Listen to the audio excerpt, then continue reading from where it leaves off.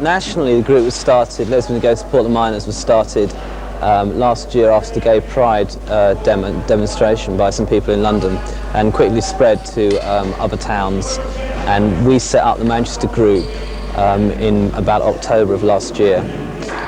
Well, we decided, due to the fact that we hadn't managed to raise much money around gay clubs, and also that we hadn't therefore been able to publicise Lesbian and Gay Support the Miners amongst the gay community in Manchester, that the best and most effective way of doing that, and also publicising it within the mining community, publicising lesbian gays within the mining community, would be to hold a very large benefit in Manchester. All right, on behalf of, I'm here for Fact 51 and Factory Communications Limited, to say what a pleasure it is to be involved in such an event.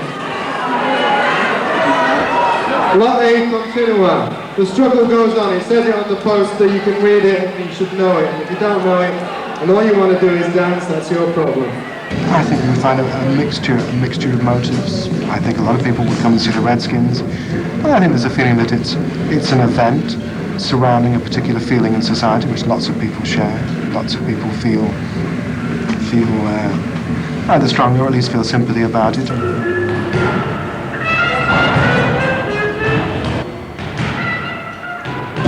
Do a benefit, and it's a minor support, it's put on by a local minor support group.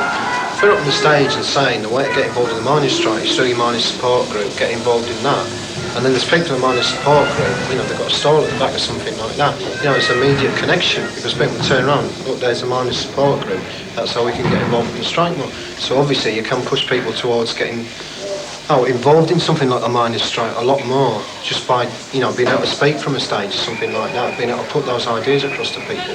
A lot of people didn't understand why we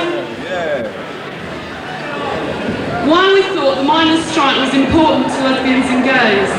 But we felt, after what we've had to take from the press, from the police and from the Tories in rugby, who tried to stop us from working in their town hall, we had to support the miners in their fight back against the media, against police violence and against Tory policies.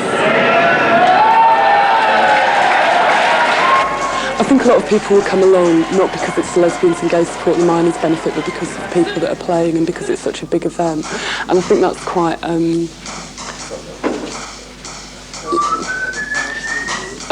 exciting, because they're going to have to start thinking about, well, why is it a Lesbians and Gays Support the Miners benefit?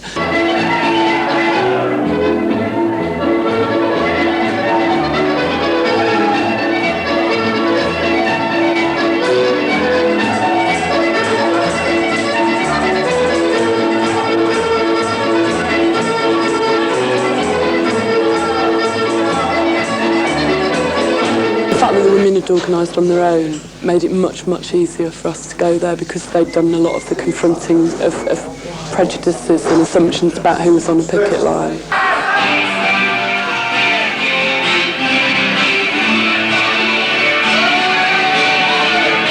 When I saw you were not so happy, so I hung around you while you said to me, give me 3 good reasons why I shouldn't raise a smile. Somebody told me before I was a sailor, before I made heart was the answer. But you see, next time could be forever. The things I say and then was everybody, depending on your point of view. Sometimes the lovers give you creature comforts you ain't really wanting to. I mean, I think it's good for both causes. It shows that lesbians and gays have got some more in the mind than they're not one about rights for us, It's more interested in rights for the rest of society.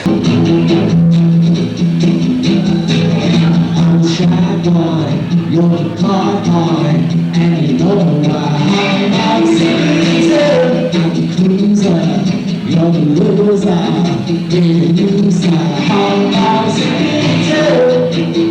If you do benefits and you have miners on stage, you have women from miners' wives support groups, whatever, and all sorts of speakers on stage.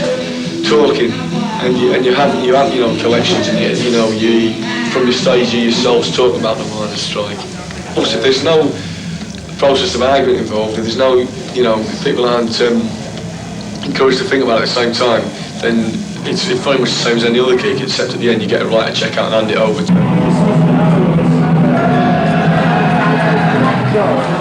We all have the same enemies. The press, the pigs, and the Tory government. Only as a separate group could we draw attention to the fact that lesbian and gays were involved in the mining dispute, and we felt that that was important, both in terms of taking the dispute to the gay community and taking gays to the mining communities. I mean, we wanted to bring out the links between the miners' struggle and our struggle. I think it's really made people in the mining communities and probably in sort of trade unions and the labour movement at large think a lot more about, well, why did we need to organise separately and what were we saying? The thing to do is for gays and lesbians to actually think the struggles that they have with the mining struggle, because I mean, they're saying this, sexual politics, whatever, it's all part of one bloody struggle.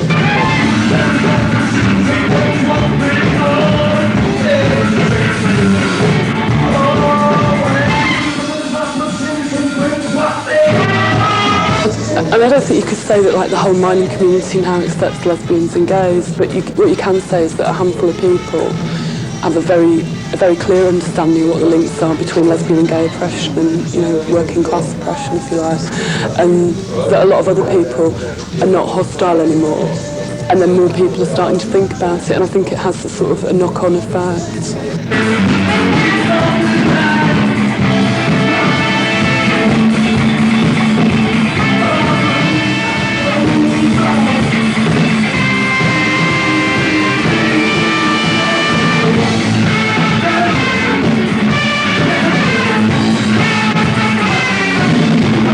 I think, certainly, even if the groups don't themselves last, a network of friendships and links has been made, which should, in the end, mean that next time there is a major struggle, it'll be more easy for people to get together.